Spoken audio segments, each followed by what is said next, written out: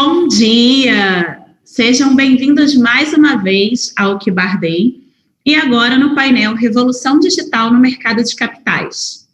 Você está aqui com a gente no maior evento de securitização do Brasil. Eu sou Monique Canedo e vou te contar um pouco sobre como você pode aproveitar ao máximo o Kibar Day. Aqui na lateral esquerda da sua tela, você tem acesso aos 5 ambientes do evento. Nesse momento, estamos no palco. Teremos diversas atrações aqui ao longo desses 2 dias, e aqui é onde acontecem a abertura, o encerramento e os painéis principais. O palco tem um horário exclusivo e nada mais acontece junto com ele.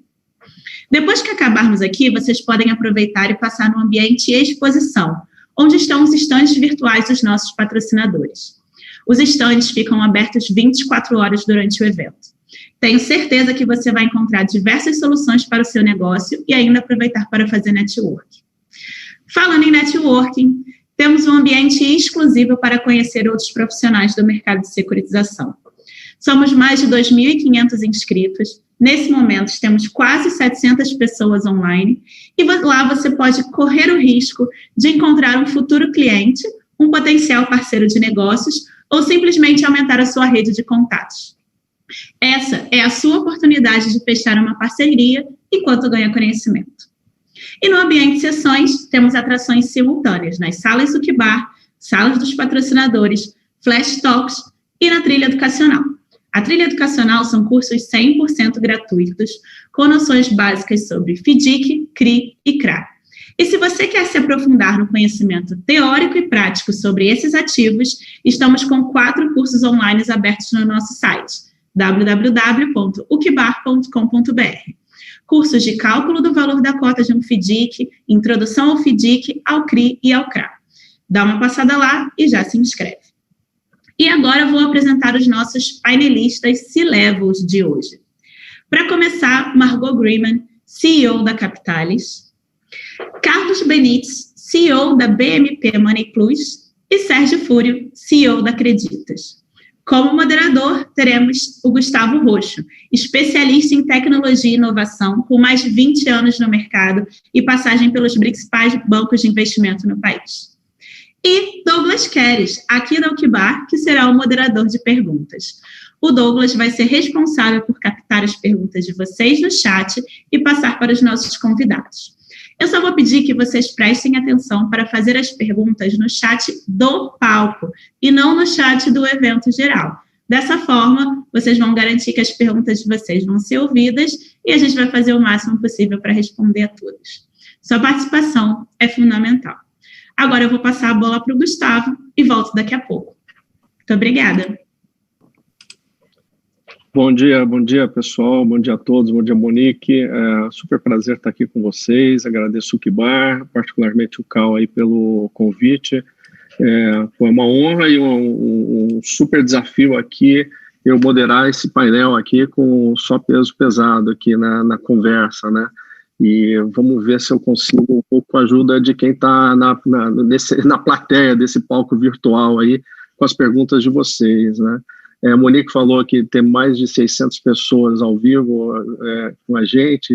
Estava pensando aqui, só fazer uma comparação, eu toquei um congresso de tecnologia da Febraban durante vários anos, e no palco principal, quando a gente chamava governador, secretário, prefeito, presidente de banco, lotava e dava 300 pessoas. Então a gente tem o dobro do que isso. É o impacto desse mundo virtual, tomara a Deus que não volte nunca mais, né? Estamos bem assim, né? Mas eu para começar, primeiro agradecer a presença aí de todos aqui no painel, e acho que o Monique passou rápido aí por vocês, mas evidentemente conforme cada um for já nesse nosso aquecimento passar a palavra, seria legal talvez rapidamente vocês contarem o que vocês estão tocando, o que estão fazendo, porque são pessoas já muito conhecidas no mercado, mas só para todo mundo que está acompanhando ter uma ideia, né?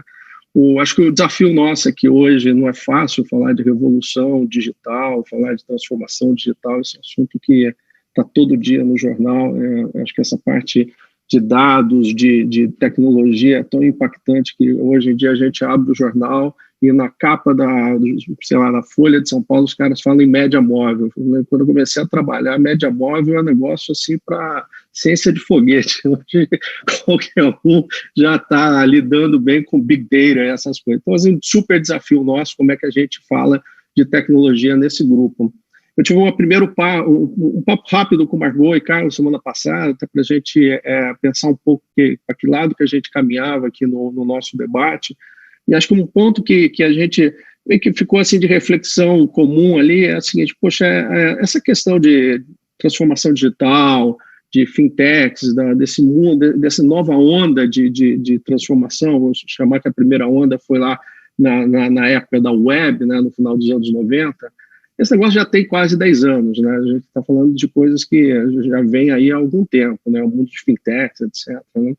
E nessa conversa me lembrou um pouco, tem uma frase que ficou famosa de um economista americano, Robert Solow, que ele dizia: eu vejo o computer age, né? Eu vejo os computadores em tudo menos na produtividade. Isso foi mais ou menos por volta de 1987. Depois, evidentemente, que as coisas mudaram, o valor da tecnologia ela foi aparecendo ao longo do tempo. Mas talvez a minha provocação agora, para a gente começar a falar e ouvir um pouco vocês, eu vejo tecnologia, digital transformation em tudo, mas eu não vejo uma enorme transformação até agora no sistema financeiro, seja do ponto de vista dos players, seja do ponto de vista de eficiência, seja do ponto de vista de spreads, evidentemente sob a perspectiva de tecnologia e não de macroeconomia. Então, queria, talvez aí, não sei, Carlos, você que está em cima do vídeo, para mim começasse assim um pouco suas reflexões, sua super experiência que você tem aí nesse mundo de tecnologia e finanças, por favor. Olá, bom dia, Gustavo, bom dia, Margot, Sérgio, tudo bem? Bom, a gente está nesse mercado aí há 20 anos, então já deu para ver muita gente que se deu bem e, na verdade, pouca gente que se deu bem e muita gente que se deu mal, né? Então, as experiências, elas servem para você estar se posicionando e até oferecendo o seu serviço, seus produtos, seus negócios para o usuário final. A BMP Money Plus, ela é uma instituição financeira, já autorizada há 10 anos. A gente já atua com carteiras próprias há bastante tempo e há 4, 5 anos atrás a gente começou a olhar o digital de novo. E uma coisa engraçada foi o seguinte: eu, quando comecei lá com 28 anos em 99, falaram para mim que o meu negócio valia 7 milhões de reais. Aí eu virei e falei: porra, como é que vale 7 milhões de reais? Sou eu, 3 computadores e um site de 4 mil reais. Falei: cara, não consigo entender isso. Aí eu tinha um sócio na época, ele falou: olha, esses caras sabem mais que a gente, vamos acreditar neles. Tá? Bom, ele não valia nem o valor do computador no final, entendeu? Mais ou menos. Tá? Então, quando aconteceu 2015, 2016, começou um movimento mais forte das fintechs, né? Uma das coisas que eu observei de cara foi o seguinte: todos estavam cometendo os mesmos erros que eu tinha cometido 15 anos atrás. Quer dizer, todo mundo olhando para a tecnologia, achando que era só colocar uma plataforma no ar, que o cliente ia entrar e consumir o produto. E não é assim que funciona. Quer dizer, a assertividade de estar próximo do cliente não é só a tecnologia. Você tem que ter uma inteligência vinculada ao processo, que é o antes e o depois da tecnologia. A tecnologia vai te dar eficiência, vai te dar velocidade. E aí, o que a gente viu? De 2015, até tem um painel de uma empresa de comunicação que ele faz das fintechs que são lançadas. Aí ele coloca lá de 2015, 2016 até 2020. Você vai ver que o volume de 2020 é muito maior que 2015. Mas se você pegar, metade das 2015 não existem mais. Porque, na verdade, a leitura do que é digital e do que é eficiente são coisas muito diferentes, né? Você precisa ter um negócio que funcione, independente de ele ser digital ou físico. Então, acho que essa é a visão. Então, a transformação digital hoje, ela simplesmente está evoluindo desde 95, quando começaram os internet bankings. Então, a gente só está se aproveitando, por enquanto, dos novos modelos de desenvolvimento. Eu acho que é isso, a gente não mudou nada. O crédito continua sendo crédito, investimento, transação bancária. A única coisa que mudou foi a tecnologia que está sendo aplicada ao negócio, quer dizer, as linguagens de desenvolvimento e os processos. Acho que é isso hoje. Não tem nenhuma novidade aí em termos de produto. Você sabe, tem uma frase que eu gosto muito do Vitor Hugo, que ele diz que nada mais poderoso quanto uma ideia que do seu momento acontece, né? De certa maneira, acho que as grandes ideias não são assim, como o Newton, né? Eu só fiz porque estava sentado nos ombros de gigantes, né? Eu acho que vai somando as coisas e de repente explode, acontece, né? Talvez um pouco que a gente imagina que é uma soma de N coisas que estavam evoluindo, mas de repente, nos últimos 5 anos, criou-se assim, esse ambiente favorável.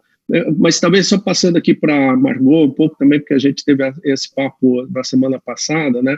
E acho que você tem uma visão super interessante, porque você está vendo o fluxo acontecer, você está vendo onde que está originando, como é que está distribuindo, a importância desses novos entrantes, sejam fintech, sejam menos digitais ou mais digitais, os bancos. Como é que você está, essa coisa como solo, assim, ele só chutou que a produtividade não estava lá, os computadores não estavam na produtividade antes da hora, ou de fato tem mais coisa do que simplesmente a revolução tecnológica para a gente ter uma transformação no mercado financeiro? Principalmente olhando para a perspectiva de crédito, que é a nossa aqui, né? Claro. Obrigada, Gustavo. Bom, só um prazer estar aqui com vocês hoje. Agradeço a Cal e ao Para o convite e estar aqui com vocês, com o Sérgio, Carlos, você, Gustavo, nesse painel. É uma grande honra, é um grande prazer.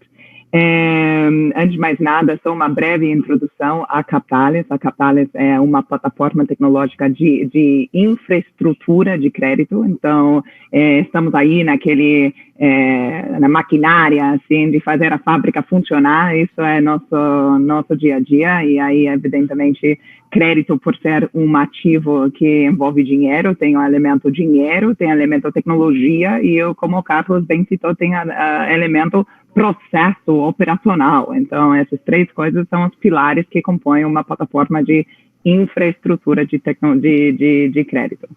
Agora, pensando um pouco sobre esses grandes movimentos, acho que o Carlos teve, no nosso bate-papo na semana passada, uma colocação que eu achei muito clara, e uma forma de entender as coisas. Você tem a digitalização, que eu acho que é o que estamos vendo mesmo. Então, a transformação de processos que eram análogos para processos digitais, interação com o cliente de uma forma que está acontecendo online, não está mais acontecendo em agências,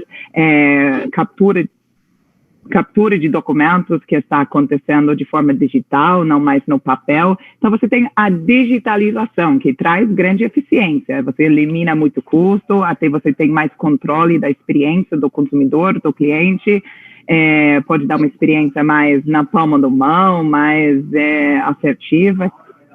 Mas aí você tem a inovação. E a inovação, na realidade, não tem nada a ver com a digitalização. Você pode inovar com uma coisa que não tem nada a ver, assim, inventar alguma coisa nova e não necessariamente precisa ser digital. E eu acho que essa visão que o Carlos nos trouxe na semana passada foi muito útil para entender, assim, o que a gente pode observar no mercado financeiro atualmente, e especificamente no que tange ao crédito. Acho que tem muita digitalização que vem acontecendo. Acho que não é tão novo assim, evidentemente vai ganhando muita força, e eu acho que é uma pressão cada vez maior para que os bancos tradicionais realmente se digitaliza, e isso num sentido não somente de ter um canal de distribuição digital, mas digitalizar todos os seus processos. Mas essa transformação digital não necessariamente traz inovação. E quando a gente vê o que esses grandes movimentos, e eventualmente uma perspectiva um pouco diferente que a Capitalis tem, é sobre essa, assim, aos poucos e de repente, que você falou. Assim, você vê as grandes coisas acontecem aos poucos, quase imperceptivelmente, e aí, de repente, parece que aconteceu de um dia para o outro. Então, acho que umas tendências que a gente vê. Primeiro, o crédito será 100% digital. Acho que até um engano hoje, todo mundo acha que serviços financeiros e contratação de crédito digital, mas no mundo, isso não assim, no mundo é menos de 30%. Então, o crédito ainda é amplamente não digital. Então, isso é uma tendência, mas a gente já está vendo isso, está acontecendo.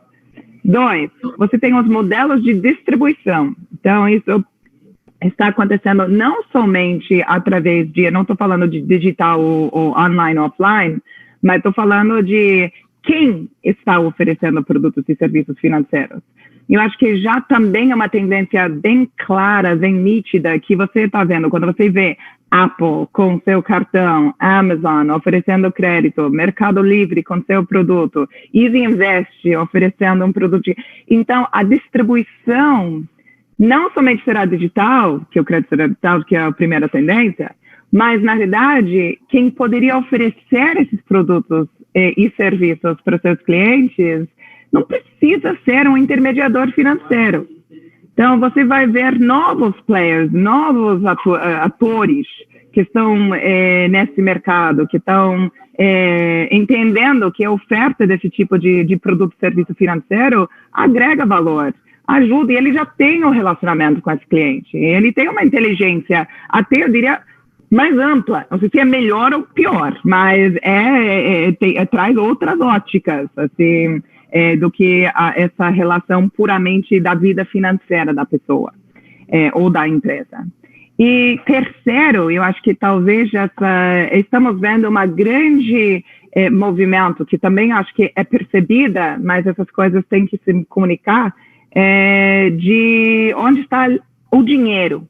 Como o crédito é um produto de dinheiro, a gente vê que o dinheiro que durante anos, séculos, estava no banco. Agora, isso não é somente das pessoas, é no mundo inteiro. Tem imprimido muito dinheiro nos últimos 20 anos, então nunca tinha tanto dinheiro circulando no mercado, circulando na economia. Esse dinheiro precisa achar onde investir, não pode ficar debaixo do colchão e tampouco vai ficar mais nos bancos. Então, uma vez que a gente sabe que não vai ficar debaixo do colchão e não vai ficar nos bancos, para onde vai? Então, eu acho que essa talvez seja a terceira observação nossa, que esse dinheiro vai buscar, e estamos vendo isso em todas as classes, a grande crescimento do XP, maravilhoso, assim, dessa busca. Aí você tem, evidente, as coisas mais óbvias, o mercado de ações, você tem aí os investimentos alternativos, que estamos vendo também bombar, private equity, venture capital. Aliás, esse movimento dos fintechs está possível, em grande parte, por essa liquidez do mundo, que está buscando fomentar diferentes classes de ativos dentro deles, venture capital, que está investindo e fomentando novos modelos, novas empresas, etc. Eu acho que isso é tão aplicável quanto para o mercado de crédito, que são ativos que ficam, em grande parte, no balanço dos bancos e dos intermediários financeiros, e que, eventualmente, com a tecnologia, você pode inovar no modelo de negócio e fazer com que os investidores, com tanta liquidez que têm, possam acessar diretamente, e não um derivativo desses ativos, mas diretamente esses ativos. Então, e quando você junta essas peças, acho que um novo cenário realmente começa a aparecer. Não, ótimo. Não, eu até queria talvez pegar esse ponto para trazer aqui o Sérgio para a nossa conversa, né, Sérgio?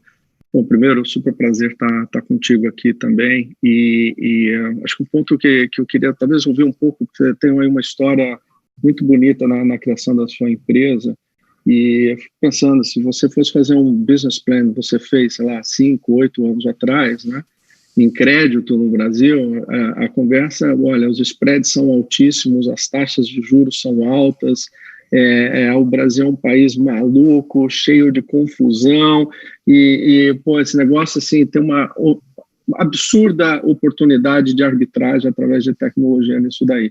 A coisa avançou, os grandes bancos, evidentemente, começaram a correr atrás do prejuízo, etc., mas também a gente chegou num ponto assim, de taxas de juros que nunca tinham sido vistas no Brasil, um ambiente muito mais estável do ponto de vista econômico, e caramba, isso é muito diferente do playbook que você deve ter construído 5 anos atrás. Isso só para não botar a cereja no bolo, que é o Covid, né? A confusão ficar mais completa, né? Como é que, da tua perspectiva, assim, como é que você muda a visão? Como é que é jogar esse jogo completamente diferente do jogo que provavelmente a gente imaginou 5, 8 anos atrás? E aí, pô, em cima disso tem toda essa questão que a Margot fala da liquidez, que acho que tem a liquidez do ponto de vista, principalmente de venture capital, claro, acho que isso daí talvez já tivesse na conta lá atrás, mas a liquidez no mercado de distribuição de ativos, isso é uma coisa completamente nova, né? Essa coisa de você não precisar dos bancos para você distribuir o que você origina, isso é um negócio que torna isso daí, a Monique no começo falou 20 anos, ela foi educada, foi muito mais do que 20 anos, né? Isso nunca aconteceu desse jeito. Mas, Sérgio, conta um pouco aí, pô, já. Obrigado, Gustavo. Obrigado, Margot e Carlos. Acho que é super legal aí os seus papos. Acho que meio que são um reflexo, não, dessa mudança que aconteceu nos últimos anos. Não? Tipo, essa conversa faz 10 anos era impensável, não? Tipo, não, de nenhum jeito, não? E acho que fazendo um pouquinho de retrospectiva, não? Na minha história, que acho que meio que ilustra um pouco o que aconteceu no mercado, não? Eu tinha sempre, tipo, trabalhando com bancos normal, corporativo, o que era, não? E aí a última coisa que fiz quando morava em Nova York foi uma transformação tecnológica de um banco, não? E a gente começou o projeto em 2007 e a gente entregou o projeto em 2012. Tá? Imagina esse processo de 2007, 2012, no meio teve uma pequena coisa que foi o lançamento do iPhone, né? Imagina essa pequena coisa o que provocou todos aqueles conceitos que os bancos tinham, que se vocês lembram, isso faz só 10 anos que eram esses termos, back office zero, paperless branch, não? Todas aquelas coisas que eram de cutting edge, não? Eram o último que você tinha que fazer, era isso, não? E aí a gente entregava o projeto e quando a gente estava entregando o projeto, a gente veia que esse projeto não ia para nenhum lugar, não? Não tinha nenhuma linha de código falando de mobile, não tinha nada sobre essa nova onda que estava acontecendo, obviamente nada de social, não se pensava na viralidade das coisas, não?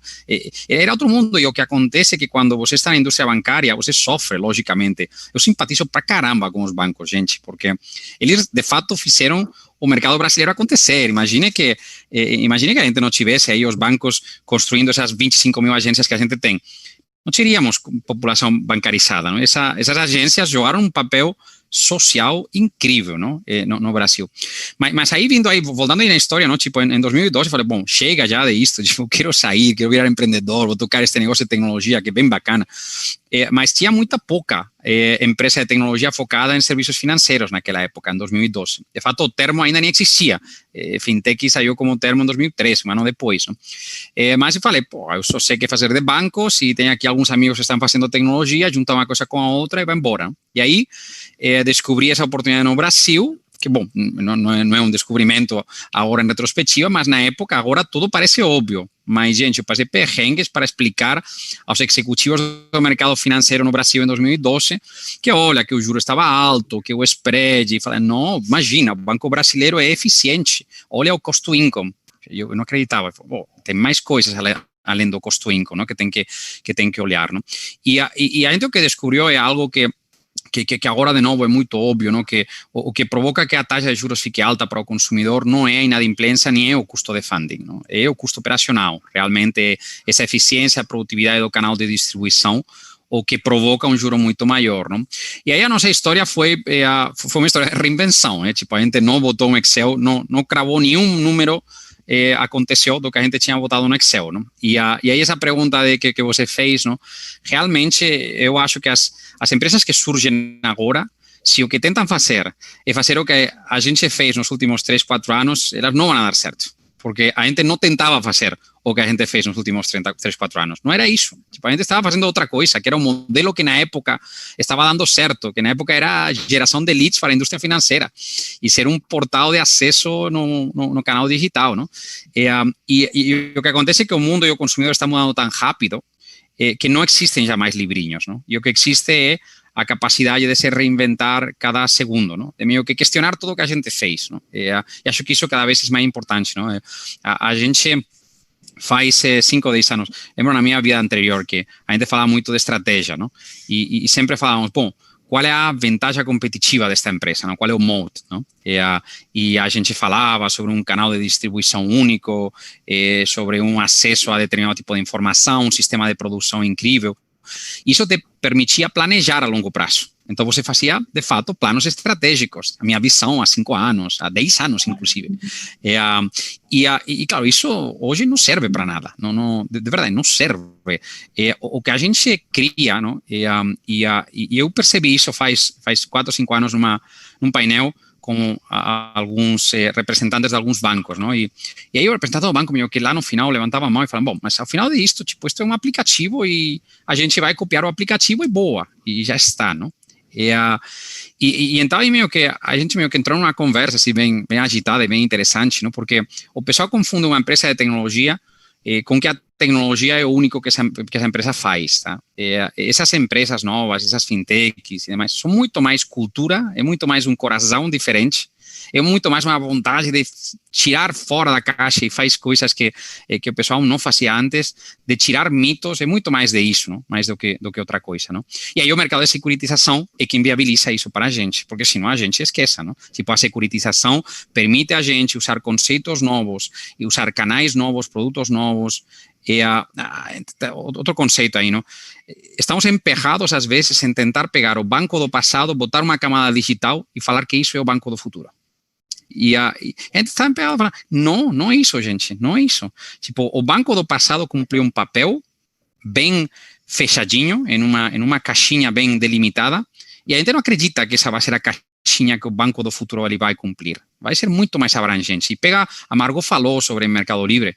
Mercado Livre nasceu com um e-commerce, aí virou uma empresa de tecnologia, e hoje o que é Mercado Livre? Nem seja, mas o que está claro é que o Mercado Livre pegou e colocou o cliente no meio e falou, olha, para criar uma experiência muito boa para esse cliente, eu não me posso limitar a só fazer e-commerce.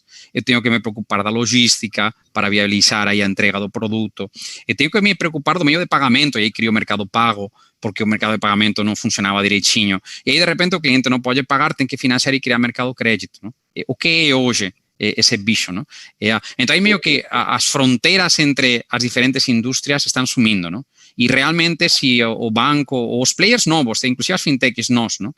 Se pensamos que o diferencial que estamos criando hoje, ele se vai manter daqui a 5 anos, é que estamos muito errados, não?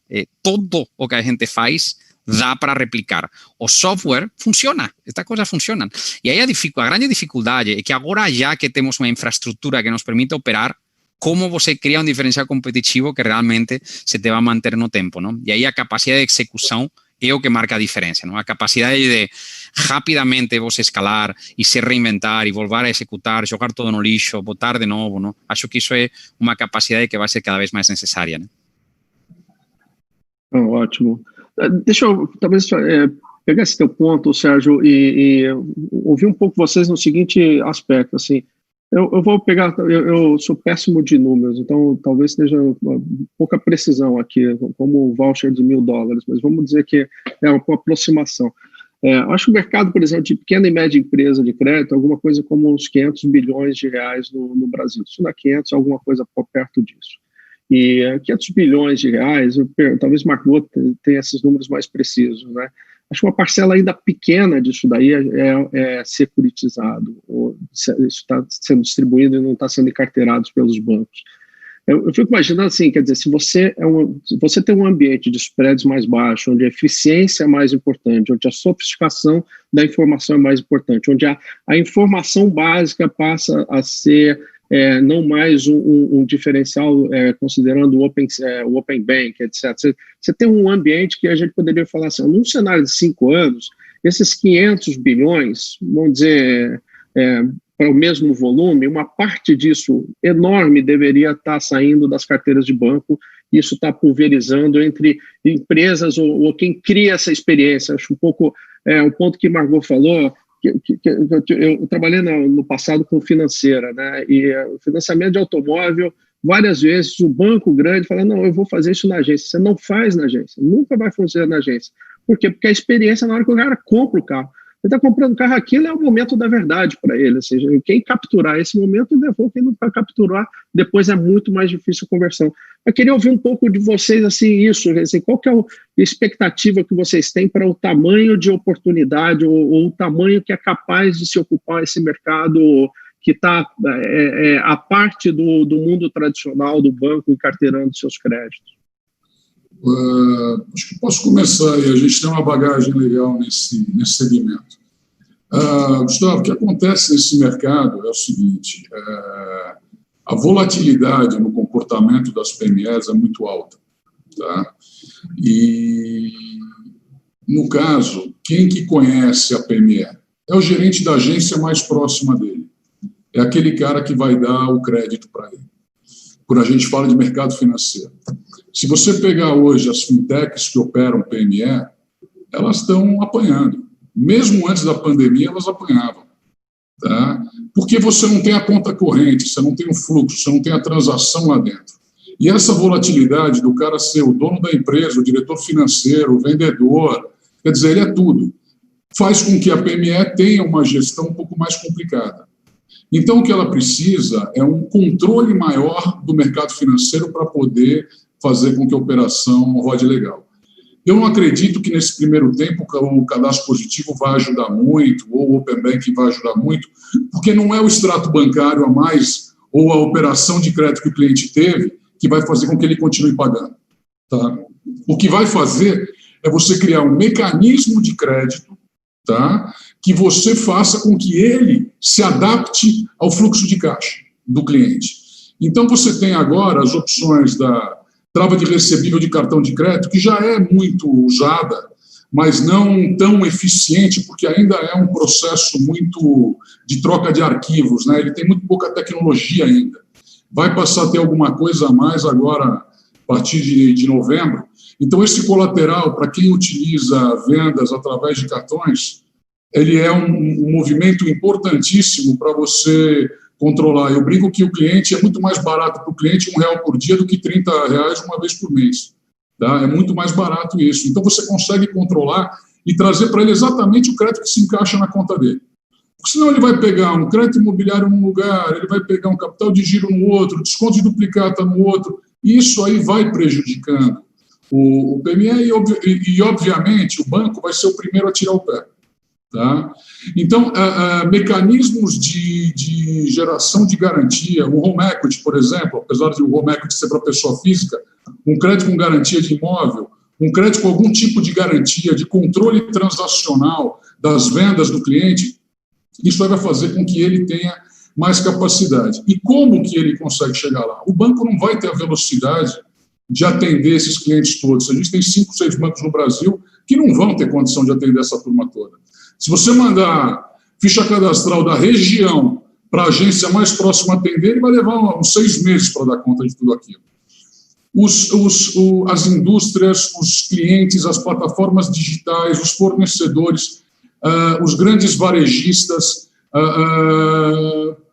vão se tornar conectores do dinheiro que está no mercado, hoje disponível em renda fixa, para essas operações. Quer dizer, você tem hoje um grande varejista que vai fomentar o fornecedor dele. Você tem uma indústria de autopeça que vai fomentar o fornecedor, que é uma PME. Então, isso daí vai fazer agora. Isso não significa que os bancos não poderão participar.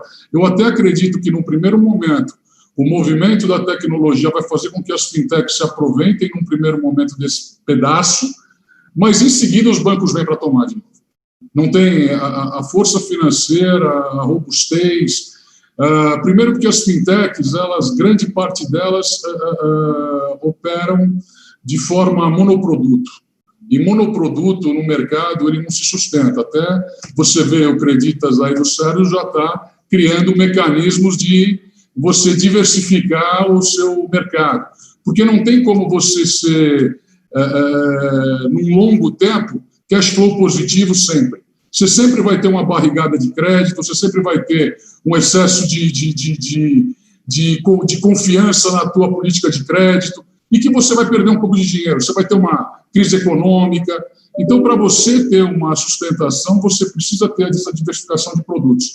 E aí é que entram os grandes bancos para fomentar esse mercado. Então, vamos dizer que a turma pequena vem, gera capilaridade, gera demanda, depois os grandes bancos vêm e tomam tudo.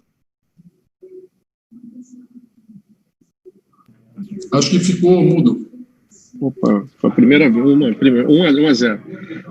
Não, vou pegar esse teu ponto só para provocar um pouco o Sérgio nessa questão do monoproduto e vários produtos, que eu me lembro lá atrás que tem um banco português, os caras vão fazer um banco, no final da década de 90, fazer um banco do zero, com tecnologia e tal, e eu me lembro que quem estava no mercado na época, vamos acompanhar, porque pode sair coisa muito interessante disso. Os caras montaram o banco, e o banco durante uns 5 anos foi super bem, mega flexível, ágil, e eu me lembro que teve um case Harvard no começo do banco, e depois os caras voltaram 5, 6 anos depois. E 5, 6 anos depois, eles notaram que o banco já tinha os mesmos problemas de legacy system, de burocracia que aqueles incumbentes mais tradicionais. Mas acho que a dificuldade é quando você é monoproduto, você é muito ágil, você é muito focado. Aí, conforme você vai também ampliando, sofisticando sua plataforma, os problemas que você tem de gestão acabam batendo um pouco nos dilemas que os bancos grandes têm. Não sei, Sérgio, se você pudesse falar aí da provocação do Carlos, como é que você vai fazer para fazer muito mais do que já está fazendo com sucesso, sem burocratizar demais o negócio? Oh, legal, super. Não tem esse processo, no, que a gente sempre falava aí do unbundling de serviços financeiros e você já começa a ver... Sérgio, desculpa te interromper só um minuto, só queria só um comentário aqui. O pessoal que está acompanhando com a gente, olha, as perguntas abertas aqui, estou esperando os feedbacks de vocês aqui para passar para os nossos colegas, tá? Desculpa, Sérgio, volto com você. No, tranquilo, Gustavo. No, eu estava falando que efectivamente tem um processo de unbundling e agora a gente começa a assistir a um processo de rebundling, não? E está acontecendo com todo mundo, não? Tipo, pegue...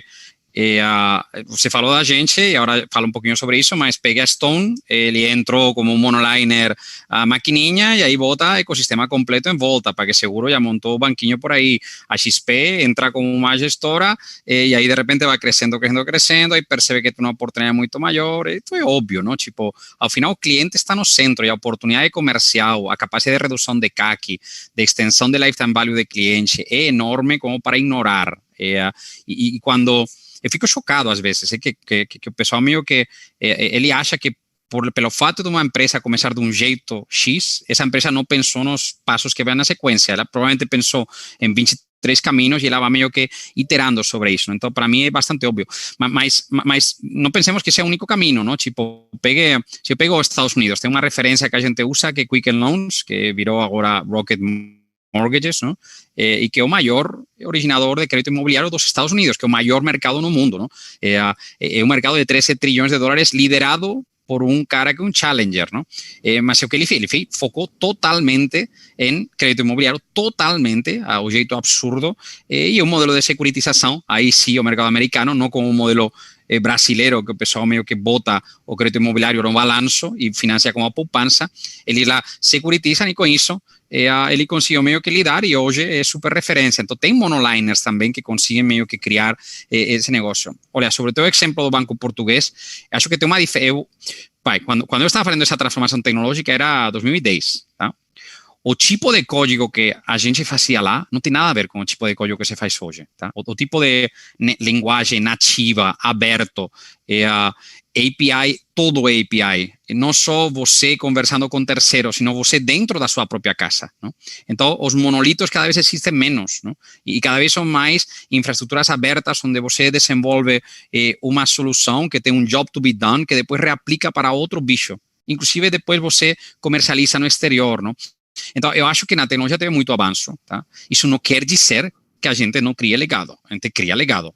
A gente muda o nome para ser um pouco mais cool e fala refatorar código, mas afinal é legado que você cria bagunça, você tem que refatorar ele, tem que colocar ele de um jeito que seja mais escalável, não? E tem que estar aí permanentemente atento, não tem aquele negócio, eu vou ser assim, sempre vou ser bonitinho, porque daqui a 10 anos vai sair um cara que vai ser mais novo, que vai começar desde zero, com mais capital do que você, vai ir mais rápido, etc. Então isso acontece, não?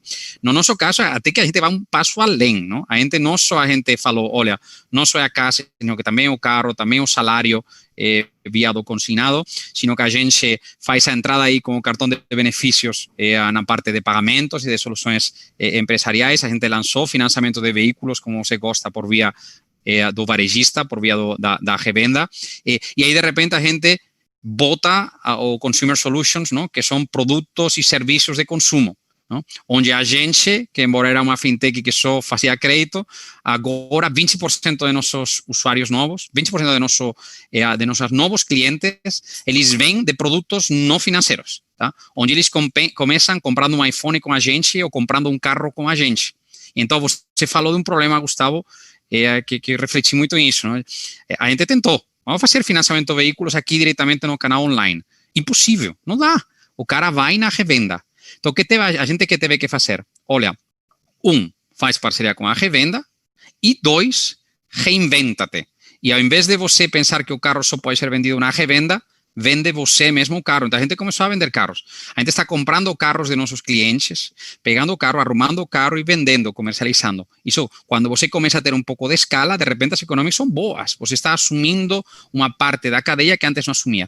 E isso te cria algo que é muito bacana, que ele te cria melhores soluções de crédito. O exemplo do iPhone, tá? O Itaú lançou agora o cartão em parceria com a Apple para poder fazer o iPhone em 21 vezes. A gente lançou no ano passado, demoramos 6 meses em implantação. Itaú demorou 3 anos. Demoramos 6 meses de implantação. E o que fizemos foi não colocar no cartão, porque isso não era inovação. A gente o que fez foi colocar na folha. Tá? Então, o funcionário da empresa que é parceira, ele vem na nossa plataforma de e-commerce nossa, que a gente desenvolveu de ponta a ponta, ele seleciona iPhone, uma loja oficial de Apple, ele fala iPhone 11 Pro, preto, 256 de capacidade, vai no checkout normal que tem, coloque aqui seu cartão de crédito. Na crédito, o que você faz? Pague com seu salário. Então, ele clica, bota uma assinatura digital, acabou. Que faço? Aí pego essa compra do cliente e aí integro com a empresa, com a processadora de folha, não? E falo, olha, desconta diretamente da folha desse funcionário em 24 vezes sem juros. Fala, pô, aí, peraí, começamos com isso agora.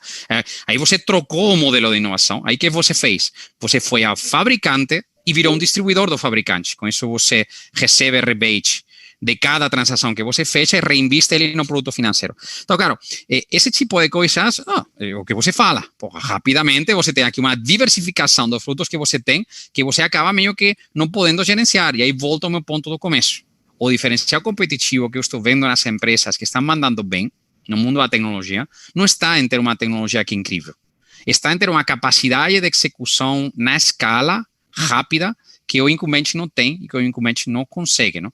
Tem código novo, lógico que isso te ajuda, tá? Novas formas de desenvolver que te ajudam, mas na nossa perspectiva é muito mais um tema cultural, tem muito senso de dono que você precisa criar no banco como para fazer que isso se reinvente constantemente. Não? Por aí que vai. Perfeito. Uma anedota muito rápida desse negócio. Eu fiz um projeto uma vez num banco grande de refazer o processo de application de crédito imobiliário, no mortgage típico, né?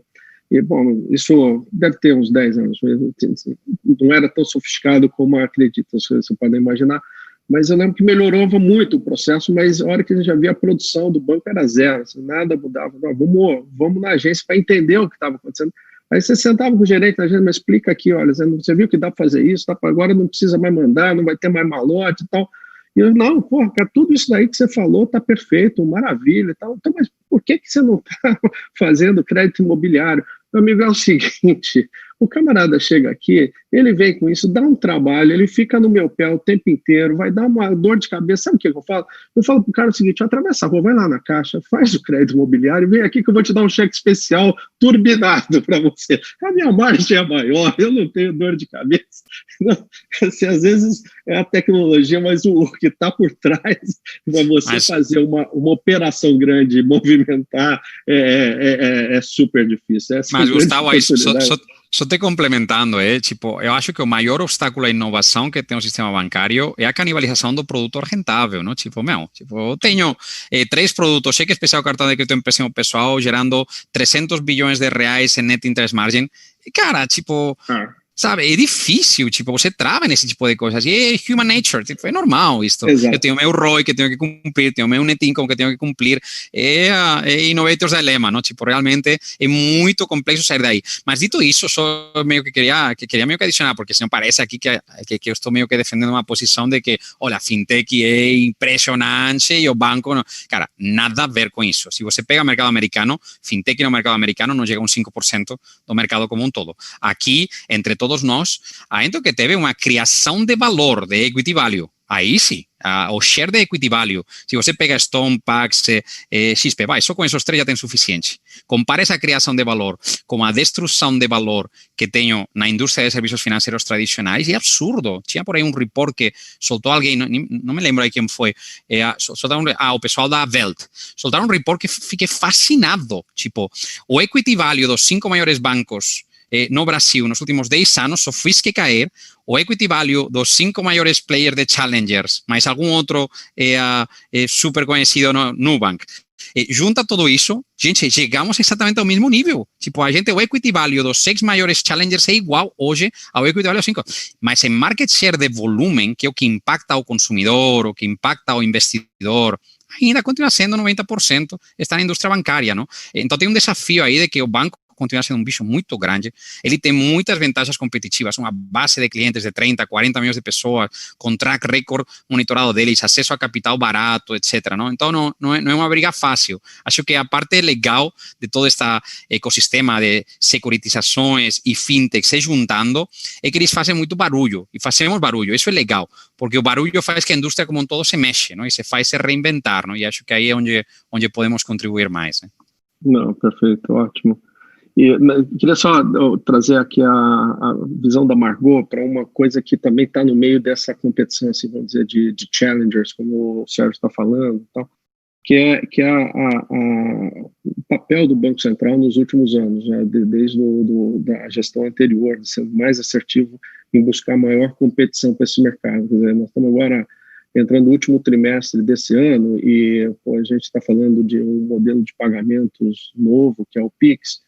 Nós estamos falando do projeto todo de Open Banking avançando consistentemente, e principalmente para o mercado de crédito, você tem toda essa parte de escrituração, de registro de duplicatas, de recebíveis, que também pode ter um impacto enorme do ponto de vista de aumento ainda mais de liquidez e de eficiência para esse mercado, e é onde acho que novos challengers podem ter uma oportunidade enorme. Eu acho que, Marco, você conhece bem isso, talvez pegar um pouco sua perspectiva do que você acha, quais que são as apostas que na Capitalis vocês estão fazendo, que vai ser cenários possíveis para esse, o que nisso daí, de fato, a gente pode considerar, isso vai realmente acontecer, isso ainda precisa ser confirmado na prática.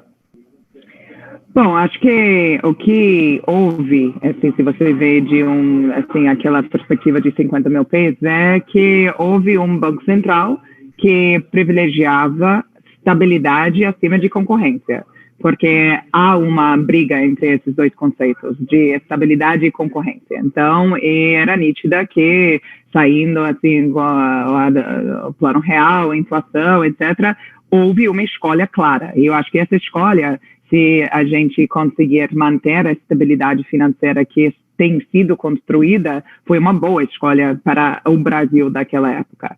E ao longo dos últimos, eu diria até, assim, não somente nos últimos poucos anos, mas até mais, assim, 8, 10 anos, houve uma mudança da prioridade. Agora a prioridade virou a concorrência porque a estabilidade foi conquistada. Então, indo nessa direção de privilegiar ou priorizar a concorrência, porque não é somente no mercado financeiro que a gente vê que qualquer mercado organizado de forma em hubs concentrados vai ter problema de acesso. Você tem problema de last mile em qualquer mercado, que seja indústria assim, de viagens aéreas. Você vê os hubs assim, grandes, você não tem viagens para cidades pequenas. Na elétrica, rede de distribuição, você tem problema da última milha para chegar a energia nos lugares mais remotos. A mesma coisa com crédito. Foi um sistema organizado em cima de grandes hubs que distribuía o dinheiro, concentrava e distribuía, e isso criou problemas de acesso. Então, tem que resolver isso. Agora, o Banco Central trabalhando em várias direções. Então, você tem a direção da democratização da informação, que é uma barreira para novos entrantes razoável. Então, o Open Banking. Você tem o problema que no final do dia, crédito é um produto, é dinheiro. Então, o dinheiro não é só o usuário, a experiência do usuário, a formalização. O dinheiro tem que sair de um lugar e chegar na mão do tomador e tem que voltar do tomador para quem é o dono do dinheiro. Esse processo tem sido muito, eu acho que, simplificado, porque é extremamente complexo e estão na mão dos bancos. Assim, eu chamo de rails, assim, essa estrada, você tem que viajar na estrada, e a estrada de onde esse dinheiro viaja é bancária. Então, eu acho que isso, com as novas instituições financeiras, está tentando ampliar as opções de caminhos para o dinheiro ir e voltar. Eu acho isso também muito importante. Então, que é o sistema dos pagamentos e a democratização disso. Agora você tem as novas modalidades de instituições financeiras, que são o STD, o peer-to-peer, etc. Aí eu tenho dúvidas, eu acho que estão muito bem intencionadas, acho que ele amplia a possibilidade ou simplifica o processo de novos entrantes, entrar no modelo, vamos chamar de tradicional, é um modelo de intermediação financeira que você pode fazer assim, assado. Mas isso é muito limitante quando você pensa no mercado, ainda mais no mercado que está querendo inovar. Porque a inovação você não consegue prever, e muito menos pelo regulador. Então, essas novas modalidades de instituições financeiras é ótimo que são simplificadas e que é mais fácil de ter mais concorrentes, que vai em linha com aquilo que o Banco Central está buscando, mas eles têm modalidades de funcionamento muito restritas, que eu não quero, vai limitar a inovação porque você já predefiniu o modelo de negócio. Você pode só captar desse jeito, só pode emprestar desse jeito, e isso é limitador. E foi intencional para ser limitador, para conter os riscos sistêmicos que poderiam resultar de ter um monte de novos entrantes de instituições financeiras. Ok, mas eventualmente tem outras formas que não é tão regrido, e é engraçado ver esse mecanismo de definir exatamente que cada veículo pode ou não pode. A gente vê um paralelo muito claro nisso no mercado de fundos, que é o mercado que está, porque a securitização acontece em grande parte via os compradores ou os veículos de securitização são fundos. E você vê isso aconteceu também no mercado de fundos no Brasil, que é uma coisa muito única no Brasil, que quantos tipos de fundos você tem e cada fundo pode fazer uma coisa bem específica e assim, isso é muito Brasil, isso não é o jeito que o mundo trata das coisas. Então, de forma geral, acho que está tudo indo na direção certa, mas aí você até pensa, quantos milhares de páginas tem a própria Constituição? Assim, é difícil lidar com tanto detalhe assim, nas regras. Então, o que a gente tenta fazer, evidentemente, é preparar o cenário para modelos inovadores e novos, mas o detalhamento da regulamentação às vezes acaba significando que a água vai escorregar onde tem caminho. Então, você não deixa fluir e ver naturalmente seu curso e depois construir as paredes que precisam. Você já construiu as paredes, então a água vai escorregar por aí. Então, eu acho que estamos um pouco nesse cenário, mas eu acho que estamos num ponto da evolução onde isso não é tão preocupante, mas a gente preocupa com isso daqui para frente. Quando você já definiu as trilhas, você não tem como criar novas, ou que é um esforço muito maior, que isso pode ser problemático. Então, de forma geral, no contexto regulatório, essa é um pouco a nossa visão, que é tudo muito positivo, porém, tem algumas especificidades que certamente é impossível prever o todo, e a gente pergunta se isso atrasa o Brasil um pouco. Excelente, acho que isso dava mais 2 horas de conversa, porque é um pouco, eu tenho essa sensação, parecendo que você está falando, porque é muita coisa ao mesmo tempo. Você saber qual que é o endgame disso daí não é um trabalho de 3 cenários, né? É muito complexo mesmo. Eu queria só pedir para o Douglas, que está ajudando a gente aqui com as perguntas. Douglas, se você pudesse passar alguma das perguntas para o pessoal aqui. Ok. Boa tarde aí a todos. A gente teve aqui a pergunta... Foram 2 perguntas muito parecidas, né? Uma do José Pereira e outra do Bruno Santana. A primeira do José Pereira é: os grandes bancos são praticamente iguais aos supermercados. Ele dá uma opinião, né? Deixam os pequenos criarem e depois entram e acabam com eles. Isso vai acontecer também com as fintechs? E aí a gente tem uma segunda pergunta, que é a do Bruno Santana, que é uma linha um pouco parecida, que é: os grandes acabam ou compram os pequenos. Em ambos os casos, a intenção é descontinuar os serviços ou implementá-los aos seus portfólios? E aí, eu deixo essas 2 aí para vocês. Obrigado. Quem se habilita aqui? É só bucha de canhão aqui. Né? Posso iniciar? Eu gosto dessas coisas que geram conflito, Gustavo. Eu gosto dessas perguntas, porque, para mim, a necessidade do empreendedor ela tem que ser incansável. Ele tem que estar sempre procurando uma alternativa. Tem que acordar todo dia com vontade de criar alguma coisa. Vamos lá. Eu vou dar o meu parecer, não vou falar o que o mercado, cada um tem a sua visão. Na minha concepção, os grandes concorrentes ou parceiros ou ambientes de sucesso no mundo digital, porque vão conseguir conectar todos os participantes de uma cadeia, vão conseguir conectar um banco, se necessário, e vão conseguir trazer recursos que, para mim, esse grande movimento tecnológico ele está fomentando o mercado de securitização em si, tá? São as grandes plataformas digitais que possuem tráfego intenso, que não são de consumo de produto de crédito ou produto financeiro. Quer dizer, você tem um Mercado Pago, você tem uma B2W, você tem um Magazine Luiza, você tem um grande distribuidor de peças de veículos, quer dizer, esses são os grandes, talvez, modificadores do mercado. Porque, na verdade, eles já funcionam como um conector, eles já possuem transações, e eles vão fazer que as transações que hoje acontecem lá dentro passam a ter um suporte de um produto financeiro.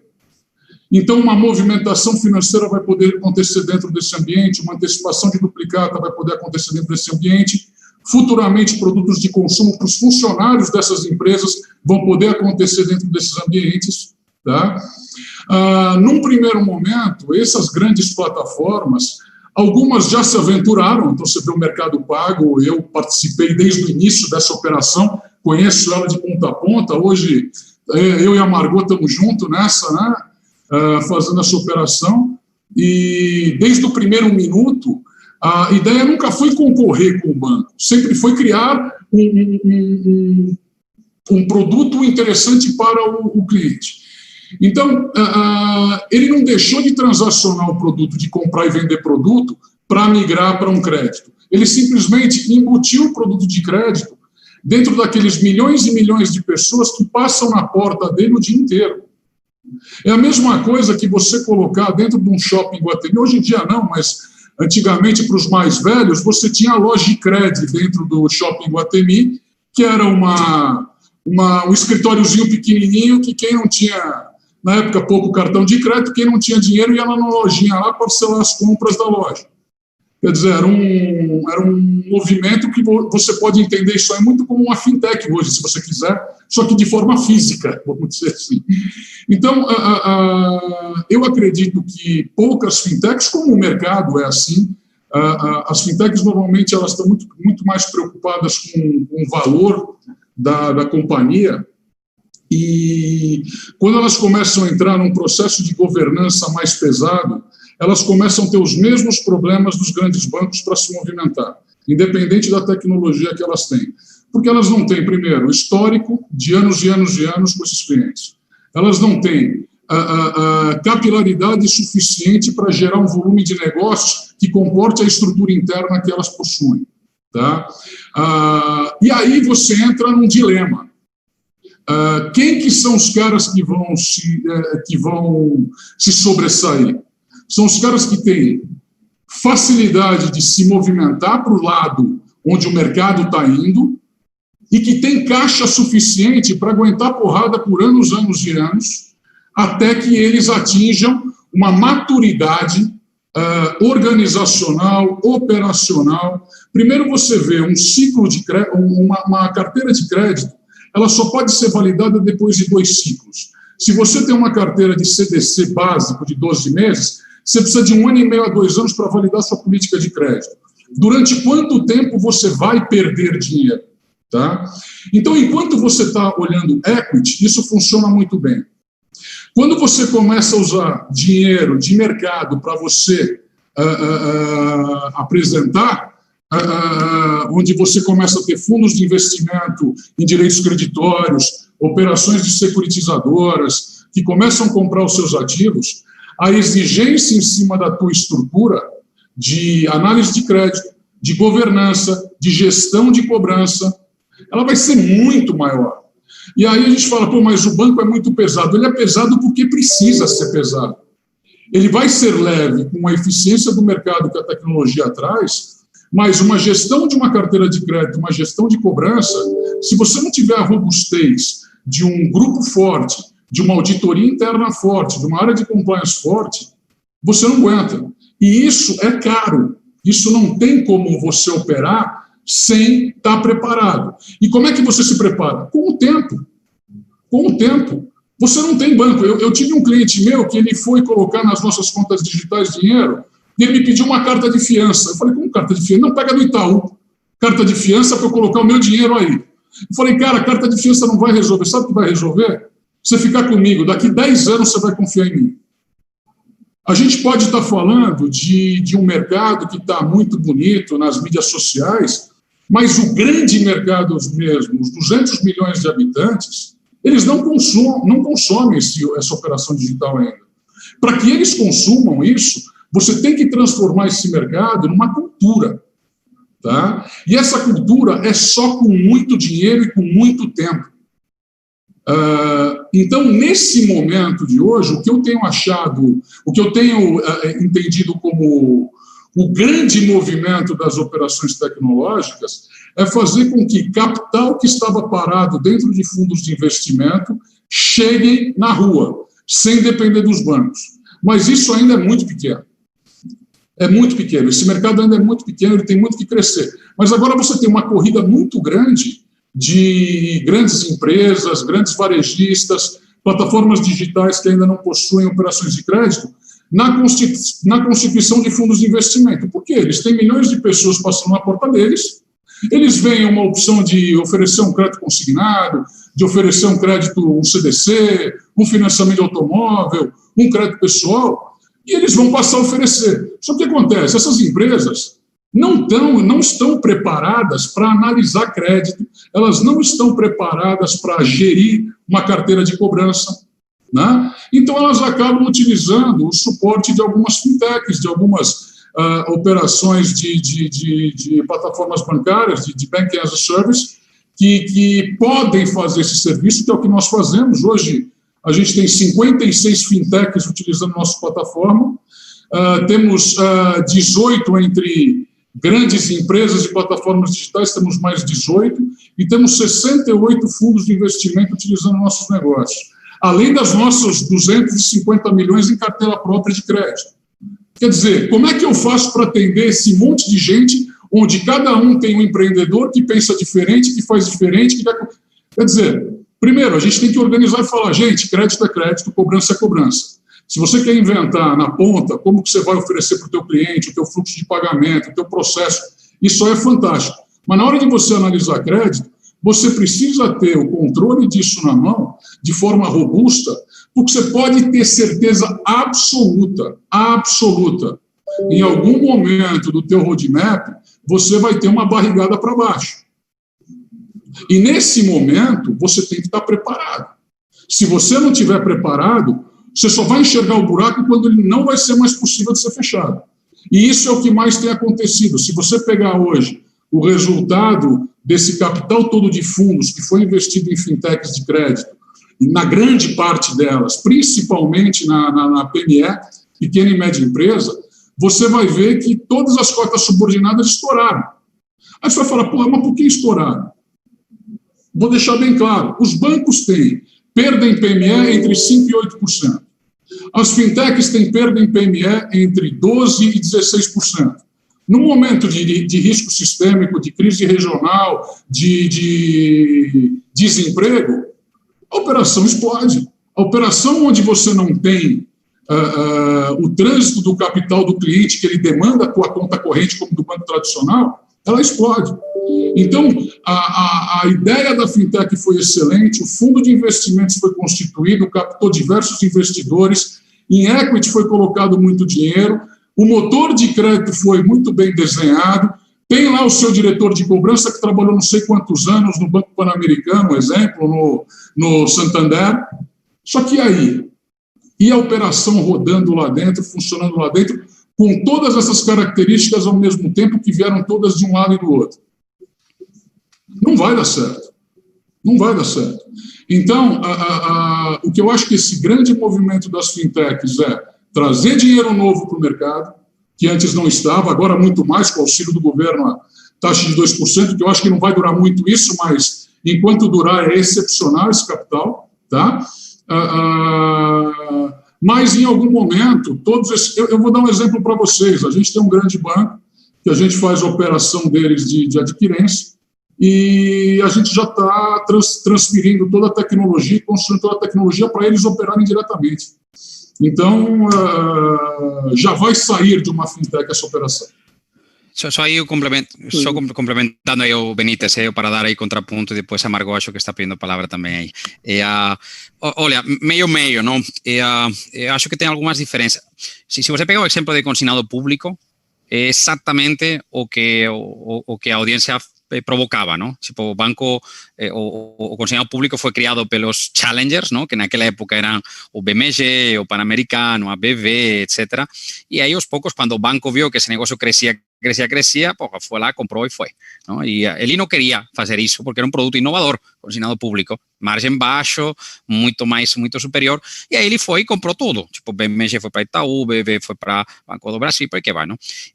Só que o mundo mudou, né? E agora temos um tal de um CADE e agora temos um tal de um Banco Central, que esses fulanos, eles gostam de outro tipo de dinâmica, não?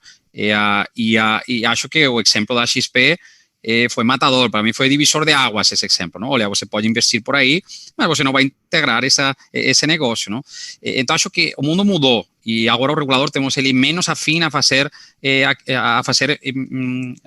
integrações entre bancos e fintechs, quando a fintech toma um tamanho relevante, tá? Se a fintech é uma coisa pequena, afinal, tudo bem, tranquilidade, e por aí que vai. E depois tem outra mudança que acho que aconteceu, que se você vê os empreendedores que estão atrás dessas fintechs, tipo, pega o André Stri, pega o Ben Shimon, pega o David de Nuva, gente, essas pessoas não querem vender essa porcaria. Tipo, eles querem estar aí, lá, e pronto, eles querem tocar o negócio, tá? O pessoal não está lá, a gente não quer vender a companhia, de verdade, tipo, não é isso. A gente está feliz aqui da vida e queremos continuar executando, tá? Então, não tenho tanta certeza de que vai ter um momento de fusão de bancos e fintechs. Acho que tem outros caminhos. Acho que fintechs entre si provavelmente vai ser muitas mais chances de ter fusões relevantes dentro do panorama de fintech do que entre bancos e fintechs, só para deixar aí contrapontos. Margot, você quer comentar? Ok. Eu acho que a visão do Carlos é aquilo que estamos vendo hoje. E eu diria que é justamente, eu não acho que o mundo vai ser feito somente de grandes empresas. Então, se você compra a totalidade dessa visão, você basicamente dizer que não vai ter novos entrantes, porque toda empresa tem que ter produtos e serviços financeiros. Mas para ter isso, você tem que ser um gigante. Então, eu diria justamente onde a Catalyst entra, porque também tem uma premissa que está, eu acho que permeando toda a conversa, que todo mundo tem que fazer tudo. E a gente está vendo que o mundo, na realidade, não é bem assim hoje em dia. E cada vez menos, eu acho que você tem as empresas que realmente estão... Eu divido o mundo de uma forma um pouco diferente. Tem as empresas que eu chamo de empresas, simplificando, mas empresas de marketing e empresas de infraestrutura. As empresas de marketing estão, assim, principalmente preocupadas com o cliente, assim, o que precisa, como que você vai entregar aquilo para eles, mas não significa que eles precisam ser os fabricantes de tudo que eles entregam. E isso ainda mais no crédito, que é um negócio, como o Carlos bem disse, assim, extremamente diferente, requer tamanho, requer experiência, é caro fazer. E essa infraestrutura, aí você tem do outro lado as empresas de infra, que estão preocupadas com as estruturas, com ser best in class, com ter o melhor produto. E eu acho que essas empresas, de todos os tamanhos, acho que evidentemente tem um elemento, as empresas de marketing, e de novo, não estou dizendo, as empresas focadas na experiência do consumidor final, eles não vão ser somente os gigantes, e sempre vai ter disruptors, vai ter novos, vai ter o cara que faz diferente, que tem uma nova ideia, que tem uma coisa inovadora, não somente uma tecnologia digital. Eles vão existir, e eles vão ter que ter uma forma de nivelar esse playing field. E se o mundo vai ser feito de um mundo onde todo mundo tem a capacidade de distribuir produtos e serviços financeiros, então tem que empoderar esses caras menores também. E é o que a gente enxerga, e onde essa é a nossa proposta, nossa aposta, de uma certa forma, é que pode prover essa infra com todo o seu custo, com toda a necessidade de experiência, com toda a sua bagagem que tem que ter, e viabilizar com que empresas de todos os tamanhos possam ter essa capacidade. Então, eu acho que não precisa ser tudo verticalizado. Existe, sim, parcerias que funcionam muito bem. Inclusive, se você vê, a Apple não fez o seu próprio cartão de crédito. Foi uma parceria com Goldman Sachs. Isso vai acontecer cada vez mais, mas não nos moldes antigos das parcerias que as varejistas teve com os bancos. Isso não faz sentido, cheio de conflito de interesse, cheio de produto assim, muito limitado. Tem que ter uma outra forma disso acontecer. Então, eu acho que é exatamente por aí que a gente enxerga os movimentos, e eu acho que tem muitos jeitos disso funcionar. Gustavo, só para não ficar o vilão das fintechs aqui, porque eu tenho um ótimo relacionamento com todas elas, por favor, e eu fui Então, nós fomos a primeira fintech quando era .com. Aliás, eu tinha que ter conhecido o Sérgio, de repente a gente tinha feito um negócio lá atrás, 10 anos antes. Mas o que acontece é o seguinte, existem aqueles objetivos em fintechs de quererem dominar o mundo, de querer ser um grande negócio, de querer ser um expoente do mercado, e existem os bons negócios, os negócios que vão funcionar regionalmente. Né? Esses negócios, eu acredito muito. Quando o empreendedor ele vem aqui e fala para mim que ele montou uma plataforma de consignado, que em 3 meses ele vai ter 1 milhão de pessoas na plataforma dele, cara, eu só dou o preço e vou embora, eu nem participo da reunião. Mas se o cara fala que ele vai começar emprestando dinheiro no prédio dele, onde ele mora, aí sim a gente vai sentar para conversar. Porque o cara não consegue dar o dinheiro aqui na rua de trás do escritório, mas ele quer dar dinheiro para um empreendedor lá no Tocantins, entendeu? Então, é isso que a gente tem que alinhar. Então, eu não sou o vilão das fintechs, aliás, aprendi muito com eles, são caras extremamente inteligentes, me trazem novidades sempre. Carlos, eu achava que você era um fintech. Então, já me perguntaram se nós somos uma fintech, uma financeira, uma empresa de tecnologia. Já falei que um dia eu vou entender isso, até agora eu não sei. O que a gente faz, a gente faz tudo. Mas foi bom você ter falado, porque eu acho que eu estava preocupado se você não ia ser cancelado pelas fintechs, mas aparentemente foi bom que você agora apaziguou um pouco a história. Mas eu queria eu passar só algumas outras perguntas, mas só fechar um pouco esse tema com talvez adicionar um ponto que acho que vocês não comentaram tanto. Eu tive a experiência na década de 90 de ter uma empresa de software e eu vendi minha empresa para o banco. Então, eu não sou um bom exemplo. Mas isso foi em 1996 para 97, quando a taxa de juros no Brasil era 40% ao mês. E não tinha venture capital, não tinha nada. Eu acho que a grande diferença que tem hoje é que você consegue crescer, como esses casos que a gente falou, Stone, Nubank, mas tem uma capacidade de se financiar muito melhor do que tinha no passado. Então, hoje, quando um grande player, um cara vem para te amassar, você tem uma condição muito maior hoje de se sustentar do que era no passado. E conforme você vai também se sustentando, cada vez mais você fica com a gana de criar o seu próprio negócio, né? E tem uma coisa do instinto do empreendedor que acho que é super válido. Mas eu queria só voltar aqui um pouco nas perguntas aí dos colegas que estão acompanhando a nossa conversa, que tem, acho que 2 perguntas interessantes, porque quando a gente falou de reguladores, eu acabei não mencionando a CVM, falando muito de Banco Central, mas a CVM também tem uma agenda super importante aí de avanços, na parte de sandbox, na parte toda de crowdsourcing, que são coisas assim que talvez um pequeno, logo na entrada a gente fala, não tem grande valor, mas de fato isso também incentiva muito o empreendedorismo. Mas aí tendo dito isso, eu tenho uma super ignorância sobre a extensão desse negócio, oportunidades. Não sei se algum dos 3 tem como falar um pouco mais, se estão tendo experiências, seja em crowdsourcing ou da utilização do sandbox que a CVM está lançando aí. Acho que eu vou ficar... Posso comentar um pouco, porque a verdade é que ainda está algo em desenvolvimento. Então, o CVM está discutindo, mas está discutindo. Então, há ainda uma falta de clareza que faz difícil de avaliar o que está por vir. Não, e acho, você sabe, Margot, você tinha comentado antes um ponto que achei super interessante, que é quando você começa a confinar muito esses mundos, né, e cria essas vias, como você colocou, também você cria o impedimento de que o negócio ele se expanda, que ele tenha alternativas, né, e um pouco às vezes que eu tenho preocupação como crowdsourcing faz crowdsourcing, mas você tem um teto de volume. Pô, mas se tiver um teto, o cara vai parar no meio, vai ficar uma coisa meio mas não é, e tal.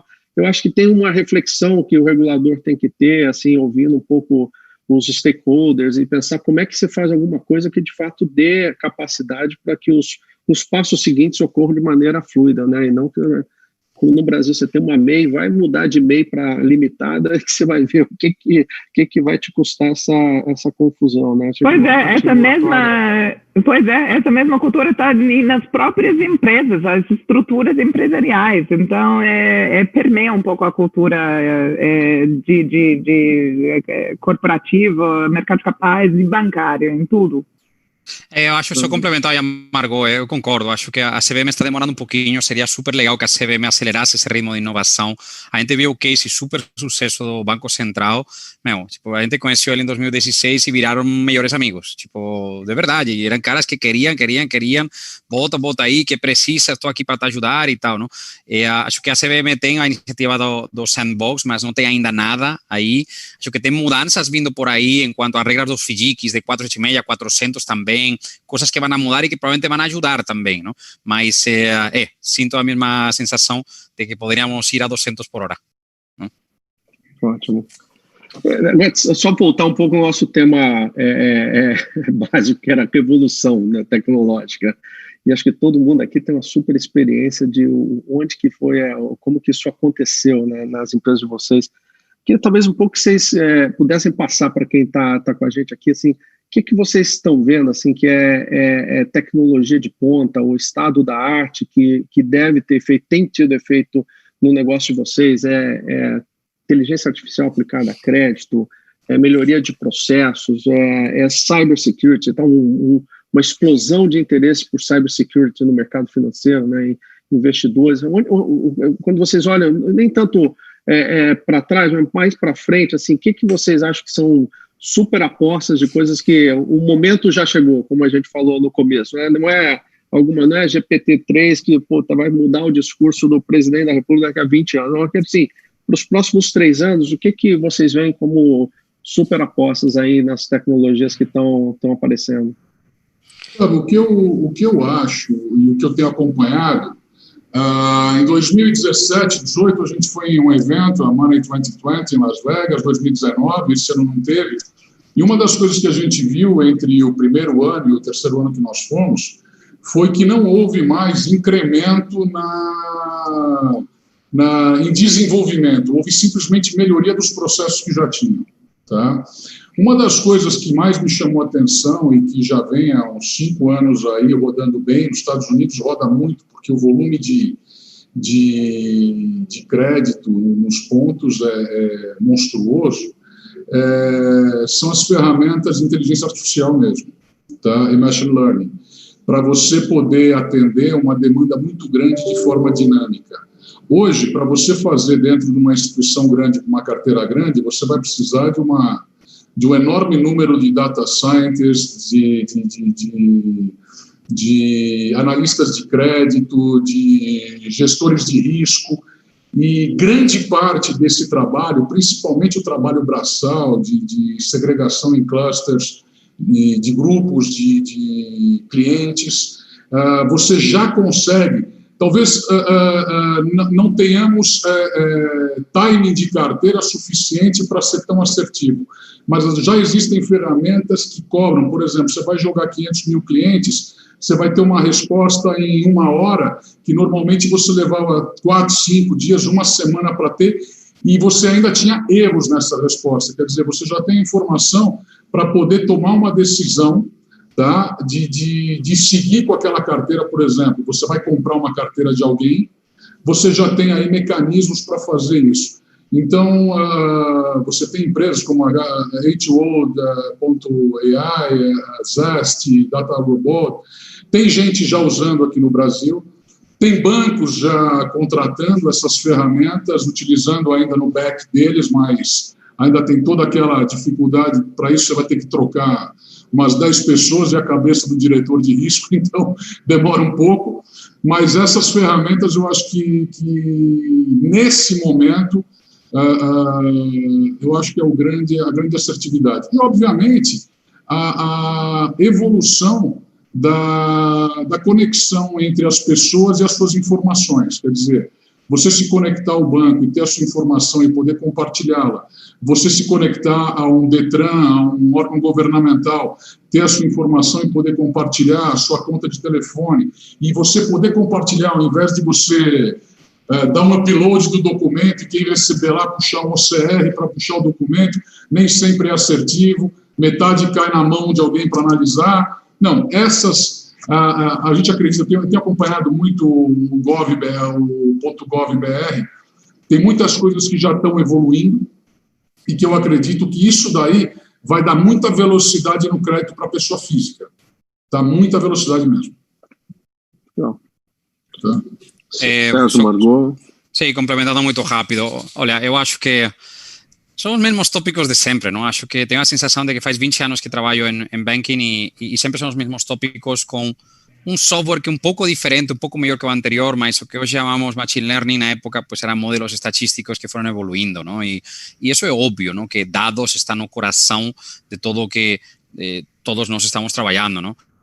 Antes a gente fazia processos de back officeero e agora chamamos isso Business Process Automation e são robocinhos que se dedicam a fazer trabalho que antes era complexo de automatizar e a tecnologia vai evoluindo, capacidade de processamento evolui, problemas que antes não conseguia resolver, agora resolve, mas não porque você reinventou aqui a Coca-Cola, sino porque a capacidade de processamento é muito maior, não? A sensação que, olha, a gente tem 400 desenvolvedores in-house. Esto no se trata de tener esos 400 desenvolvedores focados en una tecnología, en un tipo de cosas específicas. Voltando a automation, sí, lógico, tem que fazer OCR porque isso vai ser mais eficiente que ter pessoas olhando para documentos, lendo e colocando lá dentro, não? Mas, ao final, o tópico é essas 400 pessoas têm que estar todos os dias da vida buscando o que é o melhor que você tem lá. Tokenização, blockchain, a gente está fazendo uma aposta aí para a parte de contas, a parte de pagamentos, estamos indo para a blockchain. Eu não tenho a sensação de que o segredo, o jeito de pensar deveria ser qual é a última tecnologia que tenho que implementar, sino ter um grupo de pessoas que estão constantemente reinventando as tecnologias e buscando novos jeitos. Mas, de novo, eu gosto muito de empresas, simpatizo un poco con el comentario de Benítez antes, ¿tá? Gosto de empresas que pegan un problema obvio y que simplemente todos os dias van a trabalhar, se acordam cedo, começam a trabalhar aí, em botar código lá no ar, em testar coisas, em ver, e que vai evoluindo, não? Dificilmente você tem grandes coisas extremamente rupturistas na nossa vida, não? Se você pega, inclusive, sei lá, os grandes inovadores de hoje em dia, não é porque tem uma tecnologia incrível, inovaram no modelo de negócio e usaram a tecnologia, a capacidade de processamento para melhorar a entrega para clientes. Acho que esse é o ponto principal, que a tecnologia é um meio, não é um fim. Então, da mesma forma, eu acho que é uma forma de resumir tudo, porque crédito também, crédito é um meio, não é uma finalidade. Ninguém quer contratar o empréstimo, certo? Eles querem comprar um iPhone, eles querem investir no seu negócio, quer comprar um carro, quer fazer alguma outra coisa. Então, da mesma forma, tecnologia, você não quer tecnologia por tecnologia. Você quer fazer alguma coisa e você usa a tecnologia para conseguir fazer aquilo que você deseja fazer da melhor e mais eficiente e jeito possível. Então, acho que isso é importante. Eu acho sempre engraçado quando a galera... Mas vocês usam blockchain de alguma forma?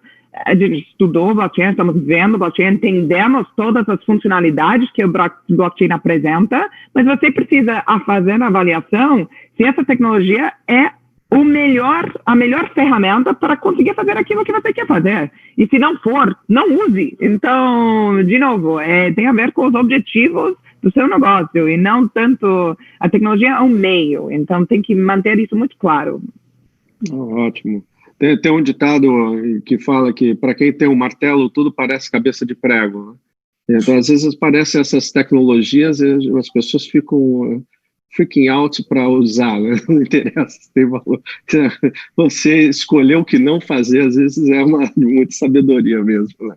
Bom, pessoal, estamos chegando aqui no final do nosso debate aqui, um super prazer estar com vocês aqui hoje, e não sei, passar aqui para a Monique e os próximos passos, mas enfim, de novo, agradeço muito Margot, Sérgio e Carlos aí pela participação de vocês aí, 1h30 aí de super conversa, pelo menos do meu lado aqui, gostei muito. Obrigada a você, Gustavo. Então é isso, eu queria muito também agradecer a presença de todos da nossa audiência, agradecer a presença ilustre dos nossos painelistas, agradecer ao moderador, o Gustavo, que levou com maestria esse painel. Muito obrigada, Gustavo. E agora a gente vai parar para o almoço, afinal as barrigas estão roncando. Retornamos pontualmente às 14h30 com a sessão QBAR das CVM 600 às CVM das securitizadoras, com a Sala Ouro Preto, falando sobre as perspectivas do crédito e o FDIC como veículo de investimento, e às 15 horas com a trilha educacional, o papel do CRI no mercado imobiliário. E um último recado, infelizmente não tão bom, o secretário Valdair Rodrigues, que ia fazer o encerramento de hoje do QBAR Day, foi convocado para uma reunião extraordinária com o ministro Paulo Guedes, e por isso não poderá comparecer ao QBAR Day. Então, nossa programação hoje finaliza às 19h30, mas até lá a gente ainda vai se ver muito. Muito obrigada a todos, um abraço, até daqui a pouco.